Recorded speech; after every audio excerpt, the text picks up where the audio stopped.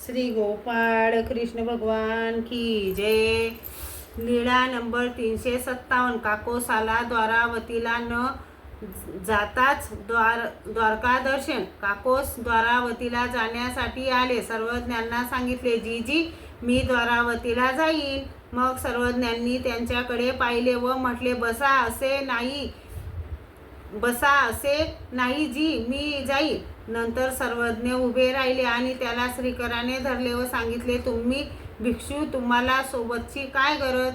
पुरुषाचे या ठाया जाईजे तरी तेथीचे काही एक गोमटे घेऊन निघिजे। काकोसाला बसविले आणि त्याला शक्ती संचार केला। ते पाहू लागले, तेथेच त्यांना सोन्याची द्वारावती दिसू लागली। सर्वज्ञ वांसाहित सिंहासनावर बसलेले आहेत असे सर्व बघितले। शक्तीचा संचार आकर्षिला। मग सर्वज्ञ म्हणाले, भट्टो आता जा, तुमचे सोबती दूर जातील। त्याने सांगितले, आता कोठे जाणार जी?